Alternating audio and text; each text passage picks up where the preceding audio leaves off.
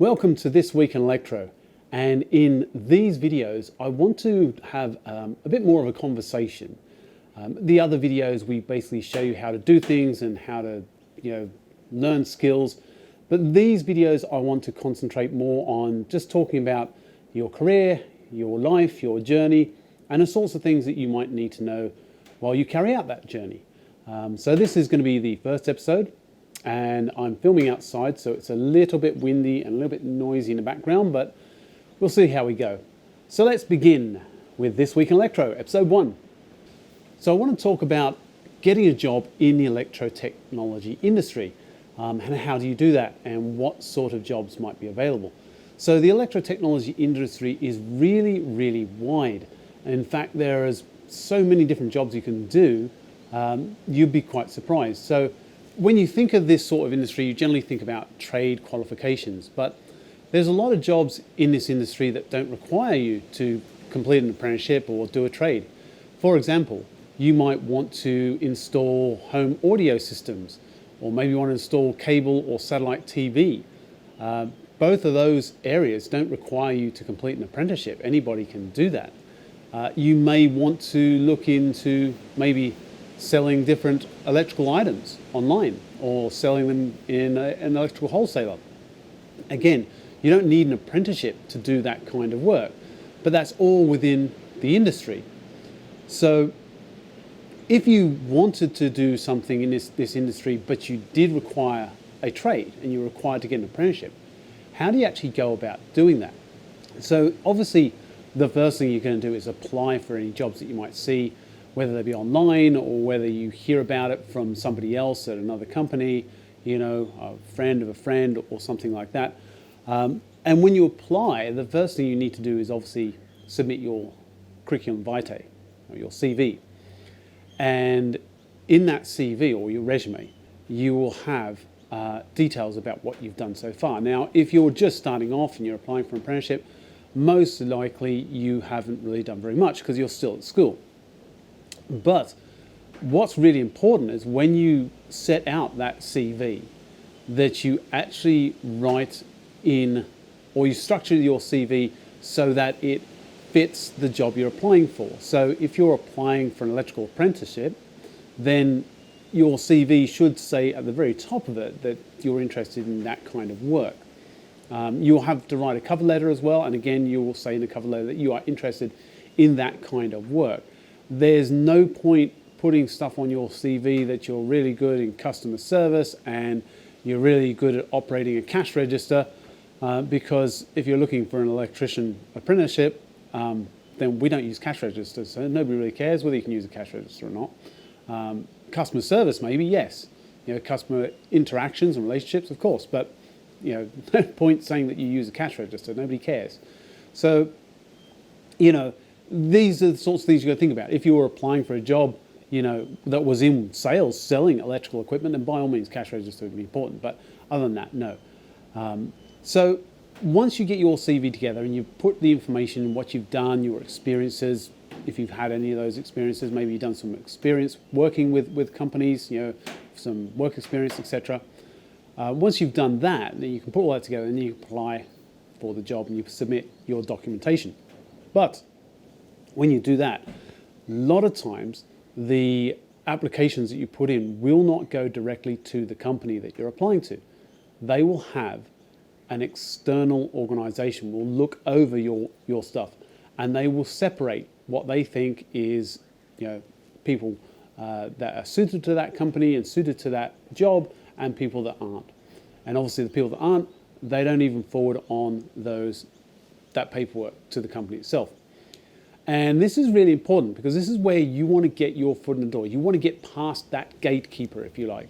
So your cover letter has to be really, really good and really identifying that, yes, you want this job, okay? And you don't just want the job because you just want an apprenticeship. You actually want it because you want to be an electrician, or if it's for a carpentry, maybe you want to be a carpenter, or whatever the case may be. It's got to really clearly say that. And then in this day and age, we have obviously social media, and these companies also vet applicants via their social media profiles as well. So that's something you need to think about. do you have stuff on your social media that you probably wouldn't want people seeing? You know, maybe prospective employers. Maybe you were, hanging out with some friends, 2 years ago, being really silly, and you took some photos of you being silly and you post them online because, hey, it was funny at the time and all your friends thought it was funny. Would an employer think the same thing? Or would an employer look at it and go, you know what? That person is probably not right for our company. So this sort of stuff you don't want as part of your social media. So you need to make sure that you either purge your social media or probably better yet, just don't post it in the first place anyway. But, considering you may have done that a couple of years ago, you might want to go back and purge your social media accounts so that when they do and check these things up, they're not going to find stuff that's going to go against you. Now, to be absolutely honest, there are really kind of laws that anti-discrimination laws, etc., that should prevent that from happening. But that's in an ideal world, and we don't live in an ideal world. So these companies will vet your social media. Once those employment companies have gone through that and then selected the two groups, and they forward on your information to the employer, then the employer will probably call you for an interview. At this point, when you go in for your interview, then you really want to know a little bit about the company you're going to. Okay, so you want to do a little bit of research because they're going to invest 4 years of money and training in you. And they want to make sure that you're going to stick around for 4 years. There is no point you applying for a job and taking a job if you really don't like it, unless you're desperate, of course. But, it's going to be 4 years and you're not going to enjoy it, and the employer's not going to be happy with you because if you're not enjoying it, you're not going to be productive. That's not good for the employer. So it's really not a good situation to be in. So make sure you've researched the company beforehand. Find out whether or not, the work that they do is the kind of work that you would be happy doing for the next 4 years. When you're in the interview, they will ask you various different questions, why you're here and why you want this apprenticeship. And again, same sort of thing. You don't want to just say, well, I'm here because I just want an apprenticeship. You want to be able to say, well, I'm actually here because I want this particular job, and I really like what your company does, and I like the fact that your company is maybe working in construction, and that's the sort of area I want to go into. Or maybe the company is maintenance, so that's what I want to go into as well. So those are the sorts of things that you want to be able to say in your interview, right? And then the interview process will inevitably come to the point where they'll ask you about your strengths and weaknesses. Now, it won't be as direct as that. It may ask, well, look, tell us about a time when you were trying to do something, you had problems doing it, and how did you solve this problem? So at that point, they're really looking to see your problem-solving skills, and identifying your weaknesses is not a bad thing. Okay, it sounds like it would be a negative, but it's actually not, because a weakness is something you can build upon. It's something you can learn, you can grow and get better at. And remember, they're going to train you in skills to be, a tradesman. So they are looking for applicants who are willing to learn, right? So if there's something you say, well, I once had this problem and this is how I tried to solve it, and I found that, I didn't have this particular knowledge and I had to learn that. That shows the company that, yes, this is someone we can actually work with. It doesn't show the company that here is somebody who basically is going to, think that they are correct all the time, and they're not going to listen to the tradesmen, and they're not going to grow, and they're not going to learn, and they're not going to work well with our company. So that's kind of important. A weakness is actually a strength if you can identify it and show how you can learn from that. Now, let's assume that all that goes well and you get the apprenticeship. Fantastic. Awesome. You've got the job. Okay. Now you're going to spend the next 4 years working for that company, and at the end of it, you'll get your trade certificate, happy days, and everything's all right. Now, what happens when you get to your end of the apprenticeship and you actually discover that you cannot become, say, a licensed electrician because the trade you did doesn't cover the right competencies, or maybe the work you did doesn't, cover the right areas. Suddenly you find yourself in a position where you think, oh, hang on, this is not what I actually was envisaging, at the end of my trade. So that's something you need to be aware of when you are selecting what trade you want to go into.